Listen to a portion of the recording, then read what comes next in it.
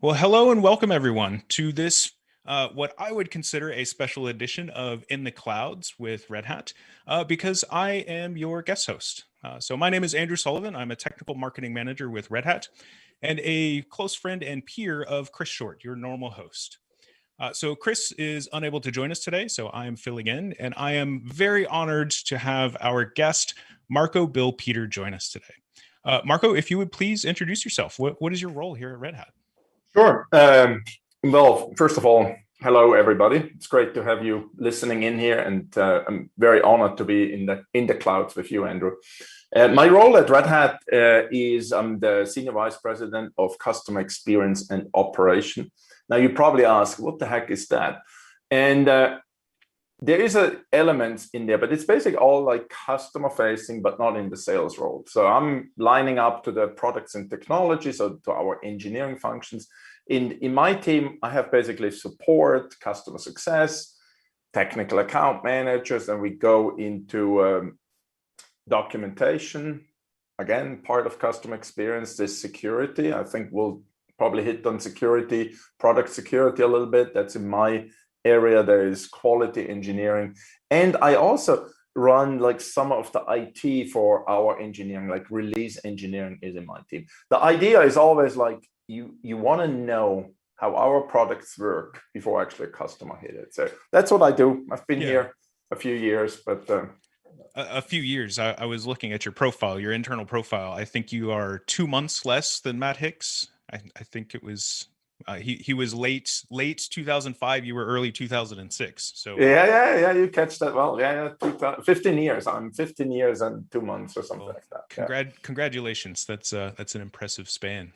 So you mentioned like that's a big breadth, right? That's a huge organization with a lot of different things going on inside of there. And in my head, I kind of lumped that as, well, we have the field organization, the sales organization, who is ultimately responsible for exactly that, right? Getting products to our customers. You kind of take over after the sale is done. And your team, the group of people that work for you are responsible for, as you said, things like support and documentation. How do I actually get this thing deployed and implemented? And how can I help customers use it? And what stuck out to me, as a former customer, as somebody who used Red Hat products for a long time before coming to the company, was that you have a team of people who are using our own products. The common phrase is what is it, eating your own dog food, but I'm going to use the much more optimistic drinking our own champagne. So I know we have a list of things that we want to talk about. I kind of wanted to diverge a little bit and ask you about how much impact does that have? How meaningful is that practice been inside of your organization? Yeah, I'll give you a very specific example that I think we can share. So we run a huge environment that basically is for our engineering team, be it release engineering, be it actually development, be it specific testing, be it some other stuff. It all runs on a OpenStack and OpenShift on top cluster. So literally what a lot of customers do that, right? And for us, it's been like, what's the difficulty in setting it up? Oh, we got to change documentation like that. That's unclear. It is basically an applied quality assurance. And in like a funny anecdote, right? I mean, this is really a large environment. And sometimes like we have issues as well, right? And so it's always funny when you point out, oh yeah, we had this issue, it was down, and it turned out to be an OpenStack bug. What do you do engineering to actually fix it? So it actually brings the teams quite a bit together, right? It's not the usual IT, oh, IT got to do this, IT screwed up. It's more like, this is our product. What do we do? And so I think that's where I find it's a huge benefit. It's always a discussion. It's the same discussions that customers have. Should we stay on a stable release? Should we go like on the latest release, right? It's all these discussions exactly customer. And so I think the experience for us is invaluable, right? That we can really like know, hey, this is what customers will see. And can we actually get it done? Yeah, I really love that we are the first customer for our own products. And it's important to us that we take that approach because it drives quality into the product. It helps us be empathetic and sympathetic to what our customers are going through. So I really like that, and I like that approach. It's also important, right? I mean, keep in mind, we sell a lot of our approach is to be open for choice, right? It's open source, but also open for choice. And we have a lot of customers that pick and choose, right? Which is okay, it's great, right? You run this on that, right? And for us, this is all building our software once together. Does it really work together, right? And in the early days of Red Hat, right? Remember, we were like just a Linux company, right? And now we have a massive portfolio, and to keep this portfolio together, you got to do things differently than we used to do before, right? And so I think that's a big step to see this integration live. Yeah, just a Linux company seems to be underselling it a little bit when we talk about the early days of Red Hat. So I have sufficiently distracted us. I've sufficiently derailed our conversation here. So I wanted to circle back and ask about, we said you had been at Red Hat for 15 years now. Can you tell us a little bit about your career at Red Hat? How did you start? Kind of what was your first experience with Red Hat products? Was it here at Red Hat, or were you a customer user beforehand? Yeah, let me tell you a story. I think that's crucial on how I got to Red Hat. And I was working for a different company, a big IT company, and I was in the engineering department as well. And we had a Unix product. And I remember this is 2005. One of the customers, a bank, a large bank, was pushing for, we got to upgrade the hardware, move to the new platform, a new Unix. And then our sales team, and this wasn't Red Hat, this was the other company, was pushing for, you got to upgrade to our latest Unix, this is better. And the CIO, I remember well, he told me then, I was kind of the executive sponsor helping this just being overlooking this bank. And the CIO told me, Marco, your sales team is not listening. I don't want to go to Unix. This is a good moment for me to go to Linux. And then short story, that sales team really didn't listen. I got involved and I did a bake-off. I used to live in Boston at that time. I did bake-off. I invited Red Hat. I invited SUSE. And that company, that IT company, had an industry server, Intel industry server division as well. They had a storage division. So I brought everybody together and we did a 2-day workshop. And the customer walked out basically in the end deciding, oh, I'll do it on your hardware. So we saved the hardware a bit, and on Linux, on Red Hat Linux, or Enterprise Linux. And then at the same time, I have to say, I was working with Red Hat on the job offer, right? And I remember well, I got this eventually I called the CIO, I told him, hey, I got to tell you, I'm leaving this company. And he said, no, you can't do that, Mark. I just set the future on Red Hat Linux on your hardware. I need your insight. We need your help on kind of leading. I told him, it's like, now I'm going to Red Hat. And then he said, oh, that's even better. And so it's been a good journey with the CIO, kind of seeing him over and over different companies and being a good advocate for Red Hat. I joined Red Hat as basically a engineering manager for the support engineering group. So in the past, there was kind of the connection between product engineering and support. So a small team, and we kind of dealt with the most hairy problems that at that time happened in Wall Street with our clients there. But that's kind of my start in the career. And then I took over support. I took over eventually all the functions that I had when I moved in Red Hat. Yeah, it's, as you said, 15 years is an impressive period of time to be at a company, especially a technology company where, I don't know, maybe I spent too much time, working around the US government or even around Silicon Valley companies where there's a lot of, it's not all that common. So, a question I have for you is one that may seem a little strange at first, but it's, why do you choose to stay at Red Hat, right? What gets you excited about Red Hat and being here? You know what gets me? It's a really good question, right? And I think everybody gotta be honest, right? That once in a while we have this tendency, oh, I gotta move on. It's 15 years is a long time. But what keeps me here is literally the people and the environment we have. And I always consider myself a customer experience or customer advocate or a trusted advocate for the customer in every company I worked. And to be at Red Hat, I think that's really meaningful because with our open source model, we gotta be really looking at the customer experience, right? And so it's not I always joke customer experience in some companies is in the janitorial services department, because you sell the license and the rest doesn't really matter. And I think our model, and by now a lot of the I would say in the industry today, there's a lot of companies that have a more honest model, be it a consumption model or be it different models, that it's not the old license model.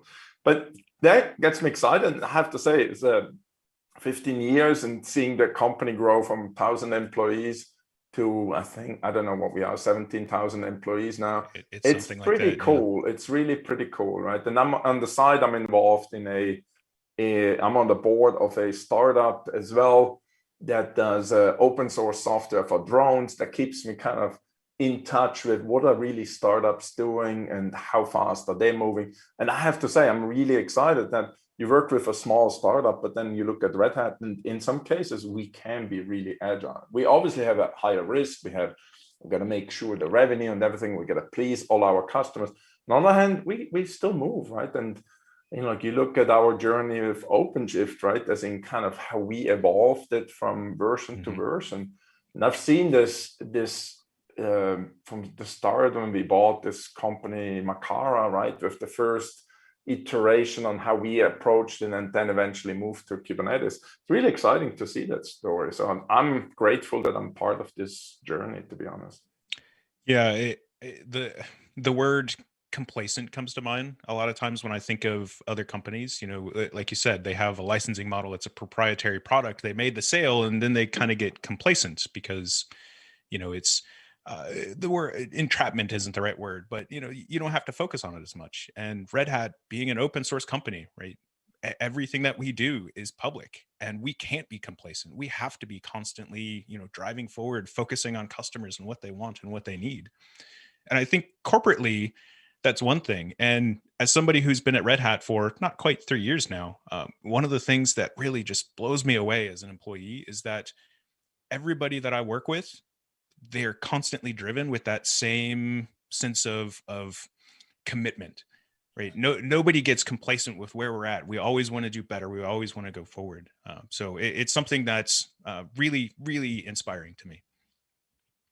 So I'm going to change directions a little bit and drive a little bit more. You kind of trailed over into OpenShift territory there, which is something that is, of course, my focus area as my job, as well as a passion of mine. Yep.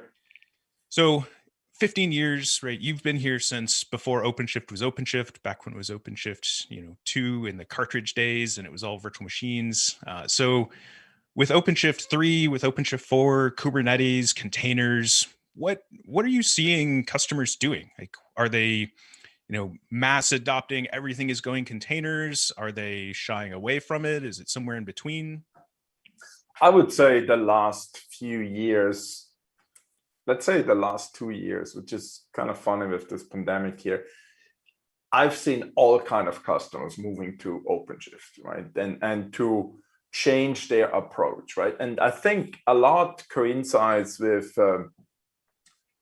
a lot of companies just getting more agile, right? They realize that the days of waiting for hardware for 3 months and having paper forms going back and forth until you get hardware, or even a VM to a certain degree, that didn't help anybody, right? And I think that's where I see, with a few examples that I know, they've seen this, right? That they had to get more agile and they used it that way, right? All of a sudden they have an OpenShift platform, and for a developer to kind of put the container together or an application together, put in a container and go live within an hour. It's today, even for I call it like a normal company, is possible, right? Like 3-4 years we heard those stories. Oh, this public cloud provider pushes 3 times a day software. And today you think, I can be a regular company, insurance company, a public utility company, I can do that. That's, I think, what drives a lot, right? And I think what I've seen as well is so this agility, this is really exciting to see, right? That a lot of companies see that. I think the other part that you see is some of the older technology is getting to a point that they wonder, like, what do we do with that, right? So be it the old J2EE application, right, that they kind of wonders like, oh, what do we do? And you do have those that kind of stick it in a container. Yes, it's not cloud native, I know, but they fix it in ops. They kind of look at, hey, this will run, this will help us. And then they start moving to more a microservices model, cloud native model. But I think that's where, and you see, obviously, for new stuff, you see customers developing cloud native. But I think that mix and that we allow that, right? It's not like, hey, you got to use this from the get-go. You got to be cloud native from the beginning. I think a lot of our customers use that, put everything in a container, move it over and fix it as you go, which I think is agility as well, right? Yeah, and this is a topic that strikes really close to home for me. I was one of those ops guys, a decade ago that was, responsible for the virtualization infrastructure. And it was, no, you can't have a VM in 2 hours. I need like a week because I got to go through all these ITIL processes and all of this other stuff. And, I need time to go get coffee. And, so do you see as this acceleration has happened, as this agility has increased, right? Which I think is a good word, even though it's sometimes a little buzzwordy, a little overused. Mm-hmm. What types of challenges do you see? And one of the things that I think gets stereotyped is, we have CIOs reading CIO magazine about how everybody's doing DevOps or everybody's doing containers and all of this. And reality is maybe it's a small portion, and they're not. Not everybody is 100% there, 100%, DevOps, 100% containerized. Yeah. I mean, I think you're asking two questions. I think that, let me go on the second part first, right? As in, I think a lot of CIOs are, I don't know if it's the CIO push or if it's just basically teams realize we got to get more agile, right? I think there is some elements. I was talking to a public company, I don't want to name, but they had this very strict ITIL process and it didn't get them anywhere, right? And they outsourced everything because they're public. They got to basically take the lowest bidder, right? So they got a big SI in there that kind of controls everything. And the SI obviously makes money off the kind of the processes, right? And so there it wasn't, I don't think that was a push from the CIO or from the C-level. It was more from the business kind of, they want to sell more stuff, right? They want to be closer to like the consumers of the stuff. They were like with the developers and like, I can't wait 3 months or 6 months or a year. I'm gonna have this quicker out, right? And especially with the pandemic, all of a sudden, hey, we gotta have this scheduling tool for the shots. You gotta have online. Can't wait 6 months, and then like the country will go ballistic, right? And so I think that was started a lot of taking away that the bureaucracy from the past. And I do think now a lot of CIOs are excited about that. I was actually skiing with one CIO a few weeks ago, and he's probably more, he knows technology probably better than many other CIOs, but he was so excited about his move. And he did the move from OpenShift to OpenShift 3. He did that, take some apps, move them in, clean them up afterwards. And now they're moving to OpenShift 4. And they're using this hybrid approach that they're using. Some will run in OpenShift in a public cloud provider, and some will be probably just stay behind for data reasons. And that you saw that CIO was just lighting up as in opportunities and possibilities that gives them. And with the consistency, right? It's not like you run something in a public cloud and you have the similar app on premise, right? It's the same stuff basically running. And so I do believe there is I don't know if the whole DevOps, if we can just check this off and it's done. I think I wouldn't go and preach about DevOps anymore, but I think this if you see these real examples from customers that you wouldn't think, they're not the bleeding edge customers, but they're using OpenShift and containerization and cleaning up the environment. That's what gets me excited, to be honest. Yeah, I've noticed, from my position, technical marketing, right, supporting the field in a lot of ways and supporting our customers. We're seeing that more broad adoption. What's the infamous adoption bell curve? We're entering that majority phase and seeing more and more people. It's not bleeding edge anymore. The masses, quote unquote, are understanding containers. And I think that kind of leads me into my next question, which is, are you seeing a change in skill sets or an increase in demand for particular skill sets as that maturity happens? Well, yeah, a very good question on skill sets. I think if you look back at the last few years, right? I mean, first was like anybody could spell Kubernetes was kind of like their market potential increased, right? And I do think we have a more it's not easy to find Kubernetes skills, but it's definitely grown. If I look at the customers specifically, I think initially it was kind of that, oh, you understand containers. How do we shove an old app in a container? Oh, what does even cloud native development mean, right? So you got to have those skill sets, which I don't think I think that especially on the cloud native development, I think there is we still need more training and more schooling. And I think also universities got to pull that in. I think there's a long way to go.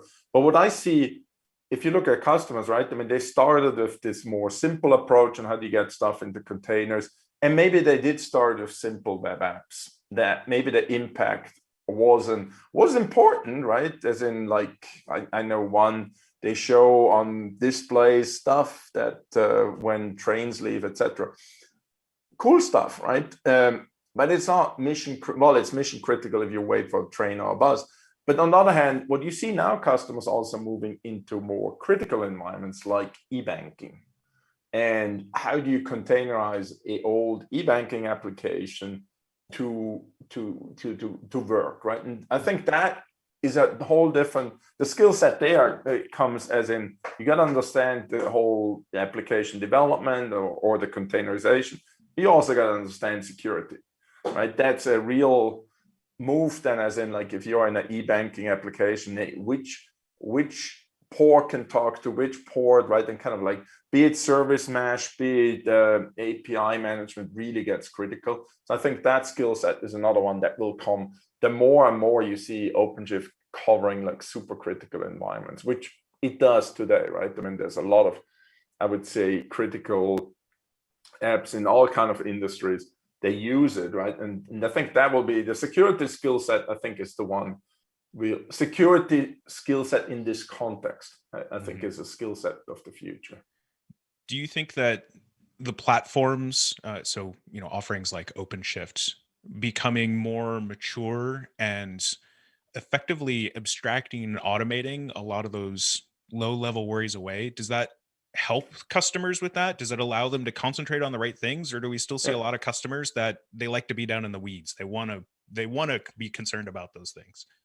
I think they need to be concerned about these things. I mean, I think you have a lot of customers that, especially if it's e-banking, right? I'm sure that e-banking, there's regulatory requirements, etc. So they do need to understand the details. But I mean, if you look at what we did, I think 2 events, right? Like we acquired the company StackRox, which is a really cool product that helps to identify what do you got to worry about from a security perspective, and then we have posted our partner certification for security vulnerabilities, right? Because right now, if you are the regular customer, you use one of these tools, everything will light up red, and you have like thousands of vulnerabilities you got to worry about.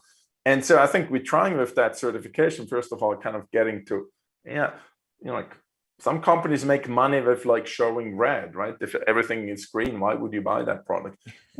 Now we got to also go one by one through these vulnerabilities, as in, does this even apply? Match it to Red Hat's vulnerability, right? That the team does a really good job in actually describing how they rate it, and if they do something, if they don't do something, why not, right? And I think they do a good job on doing that. And this partner certification for this vulnerability scan helps them to make it easier. So not everything lights up red, and then you got to kind of ignore all the false positive. I think that's really good. And obviously, StackRox is a good addition, kind of tied to that. I do think, as I said, service mesh and API management, those are critical things as well that we gotta that I think customers will need to understand. And some will be automated away by OpenShift, and some will be probably depending on the application.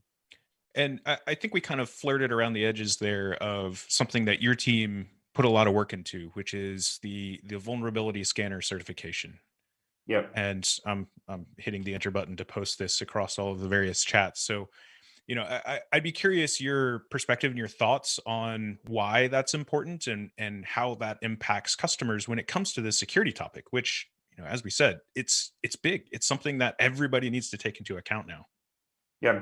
I mean, I think we did this certification out of necessity because we got hammered by all these requests, as in, oh, everything is red, explain me this and this, right? And so like whatever tool you're using was kind of highlighting that. And in some cases, we saw so bad things, right? As in like something would highlight, oh, this is red because Ubuntu has this problem. It's like, well, that's really, this tool makes a mistake, right? And so that's where eventually we kind of said, we got to be better in actually telling a partner, hey, this is what they can validate against. They use our data, because it was basically a one-on-one combat with a lot of customers actually explaining, hey, no, this is why we believe in this rating. This is why it will not impact you, or vice versa. No, this will impact you. You got to do something. And also with the partners, right, that they would use the wrong sources, etc. Right? So this certification brings some sanity, I think, to everybody. Also, like to the customers, right, that they can kind of see, oh, this tool has been certified. This looks at the certified list from Red Hat, is certified. This really helps. This cuts down hours and hours for us, but also for customers. There's something to be said for, alert fatigue, whether it's, alerts of something is wrong that are just, not actually wrong, or whether it's security alerts saying, hey, this needs to be investigated when really it doesn't. So yeah, again, well, as and a then you former can ops think person, about the vice versa, right? As in, like, you get all the reds.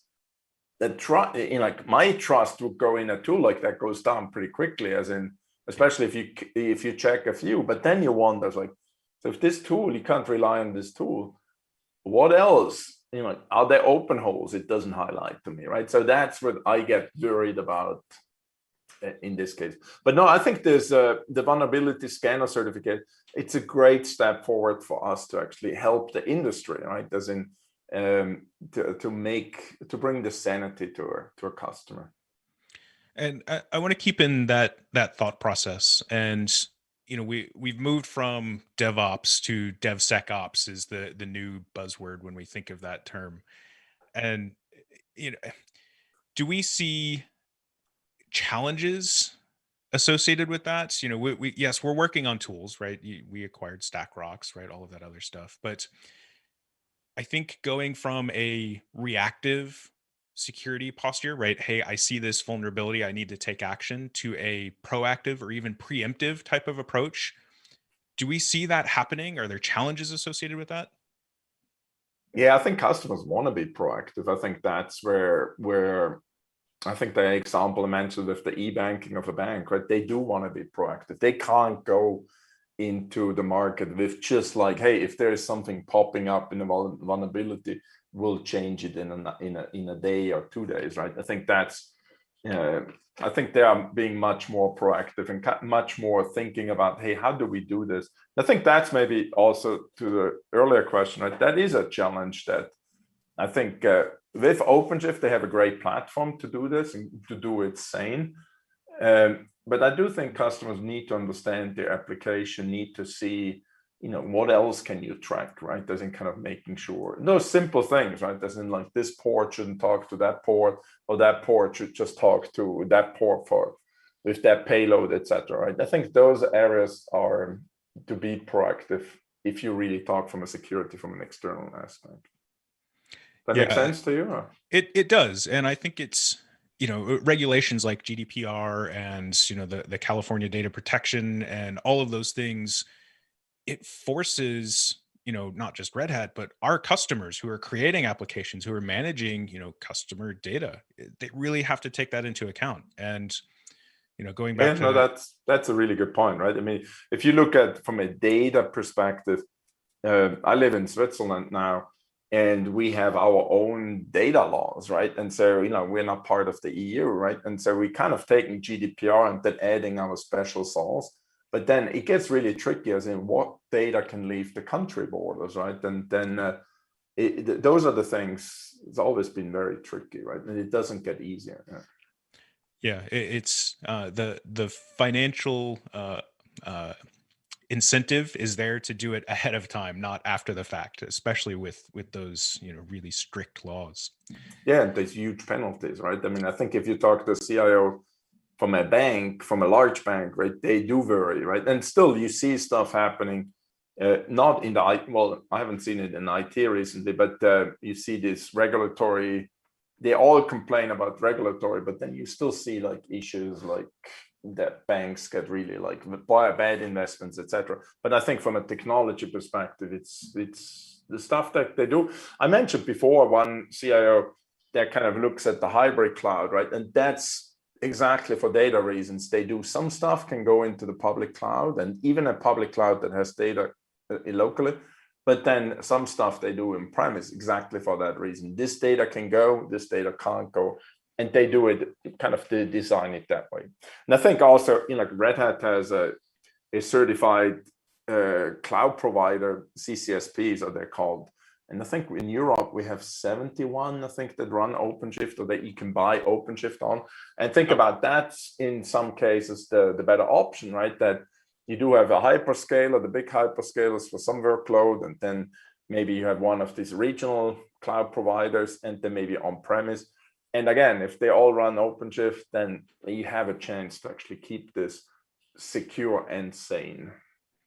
Yeah, and I guess a question I don't know the answer to. For example, do the managed services, the OpenShift managed services teams, are they underneath your organization? They are not, actually. They are not. We kept them in engineering for the same reason, that they are actually closer to basically the product development. Because one of the things, if you look at the OpenShift dedicated, the key there, yes, our support team will actually interface with the customer, and then they go to the SRE team. But the SRE team is aligned to the product engineering group, because you don't want the SRE just fix something in production and never goes back to the product, right? For us, it's always been, if we do like an OpenShift dedicated or all the other managed services approach, it got to go back into the product, because the consistency got to be maintained. Yeah, I've always I was never clear as to whether they were aligned with engineering or with effectively the support or the Yeah. not the TAM organization, but that side of the house. And Yeah. it really does make sense to have them more aligned with engineering for that very purpose, right? They can reinforce that, direct fix in the product type of interaction. Yeah. Well, keep in mind that Red Hat, there's a org boundaries are here to be broken, right? So I do think it would work the other way around, but it gotta, I think from a scalability perspective, we did it initially there. Eventually, if that changes, who knows? But I don't think we have those boundaries, because like today, if you run something in OpenShift dedicated, it literally goes into the support organization. They figure out, is it actually a problem with the platform, or is it another problem, right? And I think that's the power of the support organization. They're worldwide. They're in every country. We have pretty much every country we are operating, we have people from the support organization. We don't believe in like one central system. And so you always have customer is in Chicago. There is somebody in the Chicago area, and there's maybe the US is a bad example, but take an Asian country, right? That in an Asian country, we always have local people. They speak the same language. They can figure out, hey, what's really going on? And then the support team, our support team, can engage the SRE team. They speak the same, they speak English. And so it kind of bridges that, and it's the better customer experience. And sometimes for some customers, they go direct. They will open up the discussion directly with the SRE team, etc. But I think the first touch, it's good, especially in non-English speaking countries, to do it a bit different. Yeah, that you mentioned breaking down, or Red Hat is a very flat organization, right? Going across business units, across organizations is just taken for granted. And it's funny because that was something I had to adjust to when I came to Red Hat, because I get emails and I see emails from support folks going to like the OpenShift SM emailing list. I can go to GitHub, and because I'm a member of the Red Hat organization, I can see the repo that the SREs use to document issues and see the things that they're working on and how they fix them. And like, it's just that openness and that, unabashed willingness to share information is, to your point, very critical. And it just leads to a better overall customer Yeah. experience and product.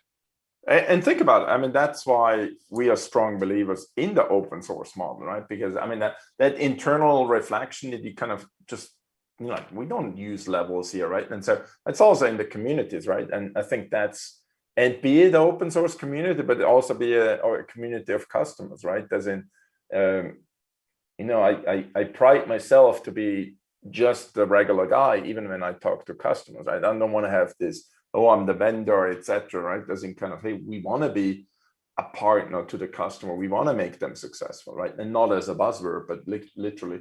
I get excited when I hear from customers what they are trying to solve with our products.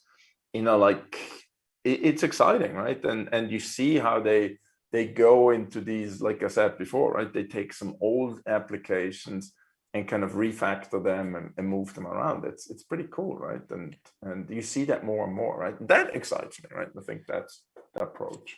Yeah, so with the I'll say the status of the world, the pandemic and travel effectively being shut down. I don't know if that affects you more or less and how much communication you have with customers.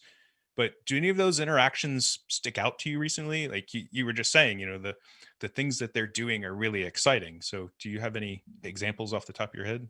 Yeah. So first of all, answer. I used to travel a lot, right? So I used to be based in the US in Boston, and then I moved for personal reasons back to Switzerland, kept my global role.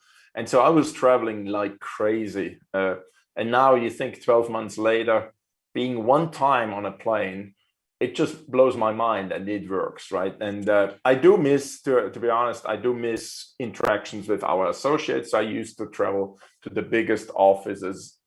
I mean, to the Boston office, fairly regular, Raleigh as well, but then also to Brno in the Czech Republic, we have an office, India, China, etc. Right? I used to hit like them just for my internal communication, kind of help strategy, and also understand what's actually really happening on the front lines. So I do miss that. Hopefully, eventually that comes back. Also, sharing a meal with fellow associate Red Hatters, like, I look forward to that day.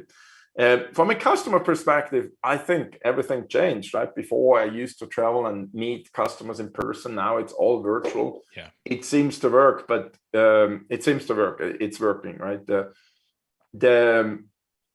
It's different when it's a new customer, right? If you meet the new customer, if you have an established relationship, it's obviously easier just to have a video call or a phone call.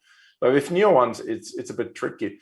But if you ask me, the recent one I'm pretty involved is actually, it's actually exciting, and it's a public reference. They will talk at the Red Hat Summit as well. It's Schlumberger. And Schlumberger, I'm probably not characterizing that company well, but it's a software company, or I think they are called the oil service company, oil field service company. I think they do more than software. I think they do towers and everything. But Schlumberger came to us with their application, an interesting application that's also legacy. I don't know where it run legacy, Delphi's application. And again, they will talk at the summit about it, but I find it really interesting. So they're refactoring the application as well to OpenShift, and they will use OpenShift on Azure as their platform.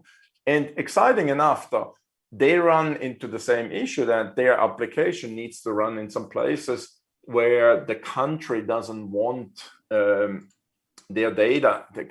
Think about it. The country has oil reserves. Do you really want to share them in a public cloud, where the fear in, we talk Middle East, we talk Asia, where the fear is, well, what if the US all of a sudden has this oil data, right? It's probably more fear than anything else, but they're saying, no, we're not using that, but we want to have a local provider, right? And so that's where I think it's really exciting. You have an ISV basically refactoring their application to run on a public cloud, but then also making sure the same application runs on a regional cloud.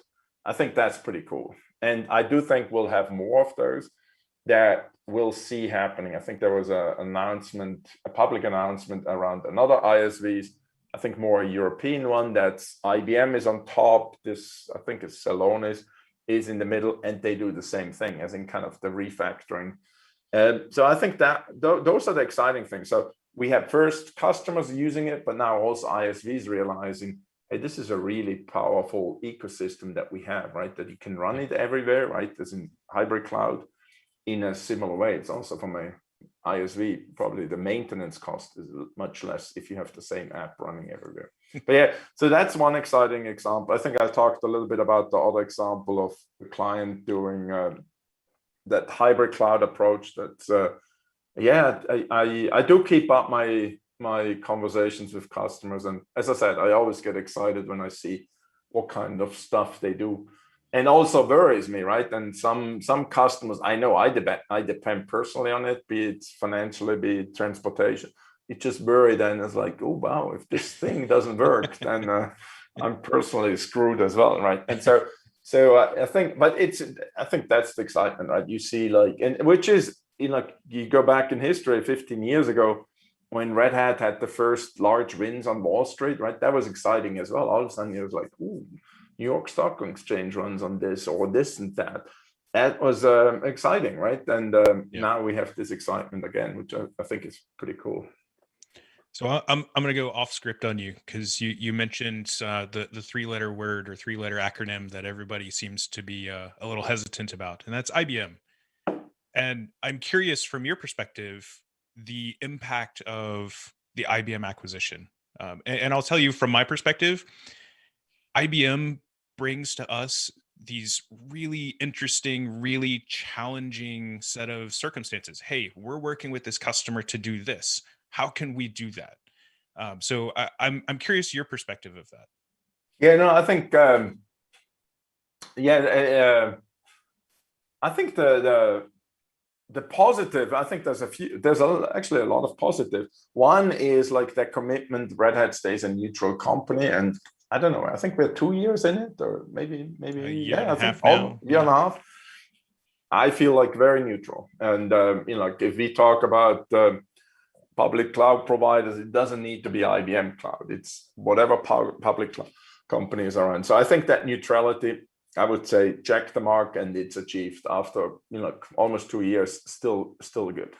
Yeah. What you mentioned is like in some accounts really like it, that, oh, this is all the same, right? I can buy Red Hat products through like the IBM rep or both account teams and engage. You have that, right? And it's positive, right? And I think what you mentioned, which I think is actually the Schlumberger example, right? IBM has much more industry depth, right? As in like oil exploration. Yes, Red Hat had a oil and gas practice. It was like a lot of oil and gas came to us with Linux, but it was Linux. It was just like the base, right? And you look at this Schlumberger situation, there is a lot of IBM people that really understand what oil exploration means, with geologists, etc., which we never had the breadth to do. And so when they bring like customers like that to the table, and we can use and serve them with the same products, I think that's pretty cool. And so those are the positive. I actually have to say I was super skeptical, and I admit that I think I had some public blogs and public notes on this. It was skeptical, will this really work? And I have to say I'm positive, right? As in, it's a big company, but I think we there's always challenges to work on, but it's if you meet the IBM, especially IBM engineers, they function the same as Red Hat engineers, right? Yeah. And to be honest, if you talk to IBM salespeople or country manager, the country manager, the culture is very similar, right? There's there's always this spectrum, that spectrum. But yeah, I'm very positive right now. I feel like this it wasn't. I shouldn't have been so negative 2 years ago. I think anybody who had contacts inside of Red Hat knew there was a lot of apprehension, and I think all of that, or I would say from my perspective, all of it has disappeared since then. So we do have a question. Is there a lot of overlap with IBM and Red Hat products? And I'll say from my perspective, no. IBM has been really good about taking their capabilities. Cloud Paks, of course, is the perfect example, and putting them on top of the Red Hat portfolio, right? Leveraging things like OpenShift, et cetera. There is, of course, some overlap, but I don't see that as much. I'd be curious your perspective as well. No, I think a little bit overlap is okay. I think, to be honest, right? I think, and you can look at it. I was involved in a previous acquisition, not Red Hat, in another company. And there they looked at overlap is bad. They got to kill it from day one. And it caused a lot of customer frustration and didn't really bring anything. And so today I look at this more, like the obvious one. I'm sure the audience will pick up on that obvious.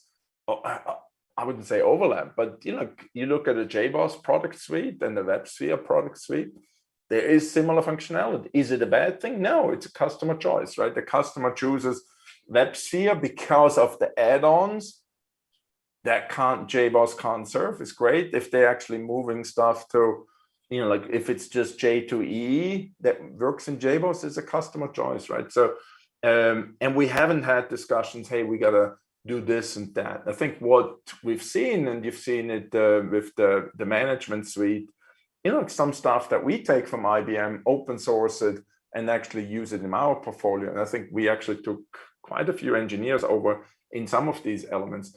So we are not looking at overlap as we got to stomp that out. It's a customer choice. And IBM is a huge company. They have a lot of products. We are sticking to our portfolio. We've been very diligent and this portfolio makes sense. And then we're not working on these things as in let's kill this, let's kill that, right? And again, from my customer angle, right, as in this is where you lose customers, right? That I mentioned how I got to Red Hat is because the company did this overlap and will force customer on new platform that opens up the doors to actually do something else. And we're not on that track. And I actually think it's good, right? Because you have customers that are traditional, they want to stay more on, hey, this is technology that worked and we built this 10 years ago, we'll run it another 10 years. And you have more the customers that say, hey, we got to be more on the earlier edge, we got to change stuff. I think that's the angle.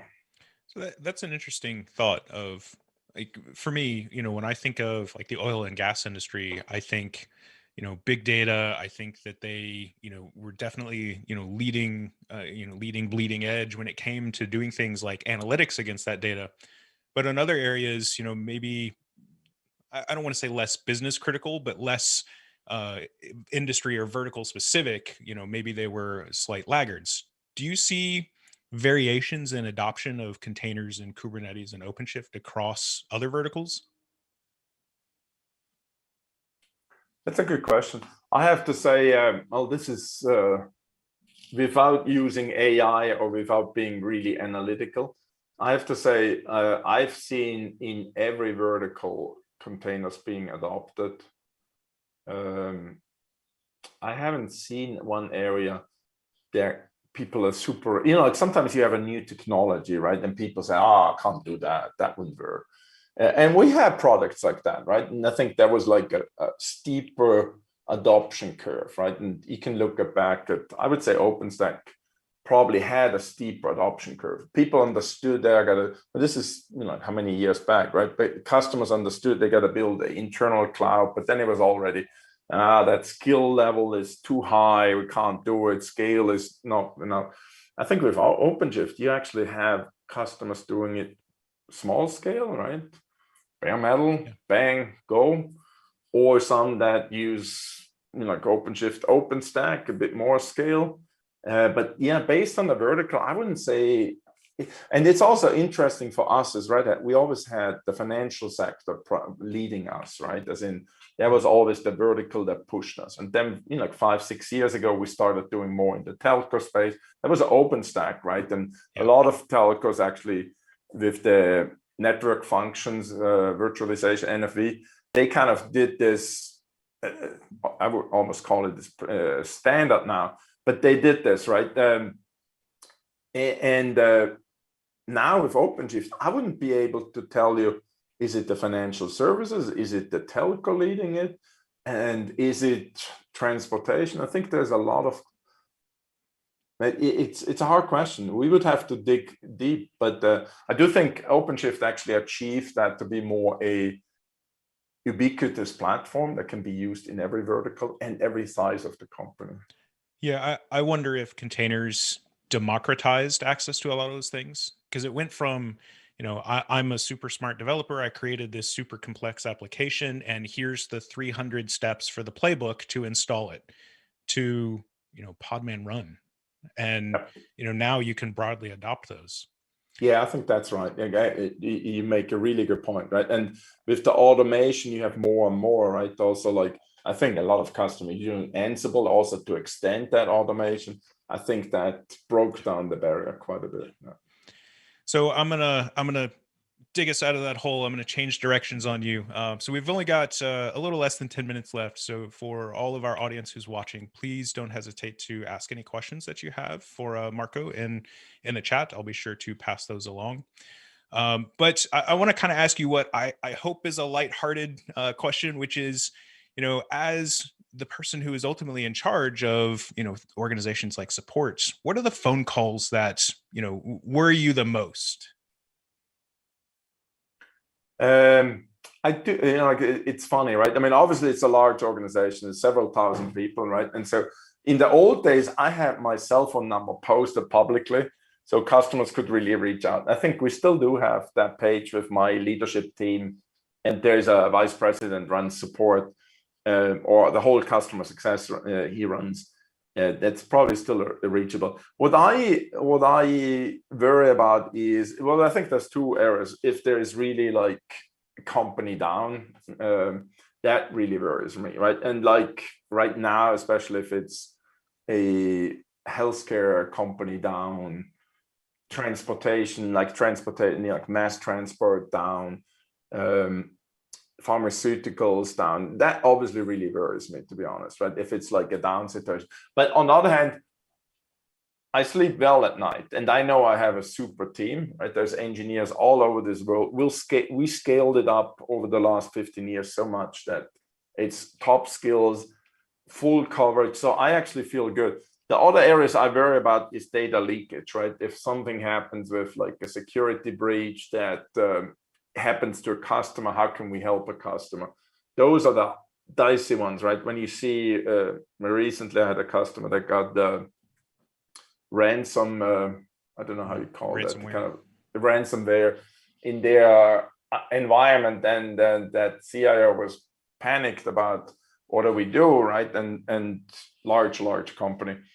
And we had a team just jumping on and saying, hey, is this also impacting the Linux environment? This is a Linux environment, and it was a other environment. And then my team jumped on it, and within hours there's like, no, this one will not attack the Red Hat side, and which meant for this custom they could bring up all their ERP again. So it was a huge relief. But those things give me heartburn, right? I mean, I think in that instance the FBI got involved, and wow, like massive investigation on that. But I was glad that, hey, it didn't turn out to be impacted on Red Hat. But those are the security ones kind of worry me, as in like, how do we do that with the customer, right? There's stressful situations. Yeah. Ransomware is it's scary. It really is. And so we've maybe the other point as well on, just, I know we got to close, but I do look at customer feedback every week, and I'm passionate about it. And we do use the standardized MPS program, and I do look at this feedback every week, and kind of, it's not the phone calls that worry me, but when I see a customer really having a bad experience, or they kind of complain, there's a lot of good, right? Our score is really good, and I think majority we provide a good experience. But when I see like this bad, it really hurts me. I almost take it personal, as in like, oh, we couldn't deliver against that expectation. And those are the things that keep me up as in more, as like, how can we systemically approach things differently in some areas and improve? So we had a couple of questions from the audience. So from Africa, Bafana, my apologies if I'm mispronouncing your name. What's your view on the African market? Have you noticed anything unique or different about that region? Yeah, that's interesting. For us, the African market is actually pretty interesting. We are in South Africa. We actually have a quite sizable office, and there is also a consulting team that does a lot of engagements. It started with RHEL, but it's also like there's customers with OpenShift there and deploying that. But it's not just South Africa; it's also the areas. And I have to apologize for my geography, but there is, and I'm just blanking on the Kenya is actually surprising one that we actually started seeing a lot of business. I do think we have one or two persons directly in Kenya, and then the rest of Africa we cover quite a bit with partners. But you can imagine, we mentioned oil and gas before. It's happening in Africa as well, Nigeria and that area has a lot business as well. Telcos in Africa are quite large.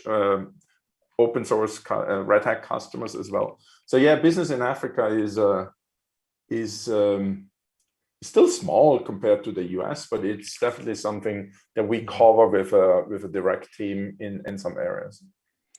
So in our last 2 minutes here, do different verticals focus on different aspects of OpenShift?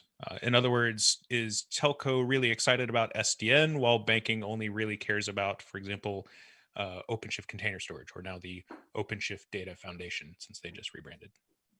Yeah, it's a really good question. I think we see some trends, be it telco and being also the industry. We don't have an industry vertical, but I'll just use industry 4.0 as a buzzword. So I use my buzzword count as well. But in that vertical, you see use cases more on the edge, right? As in, how do we actually deploy OpenShift in a smaller place, right? And you can imagine a 5G, you probably, if you listen to Chris Wright's webcast, he talks quite a bit about that. But those are the use cases that we see that I would categorize as edge, which I see mostly industry and telco. And I think the financial market and or that vertical, I think they care about containerization as an abstraction layer.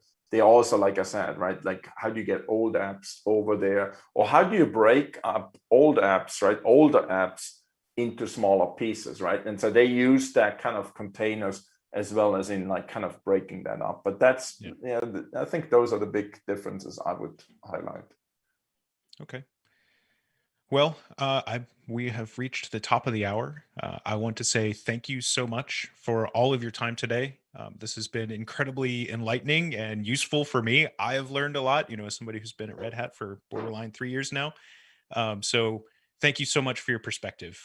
I will happily give you the final word if there's anything you want to close out with. And thank you so much to our audience.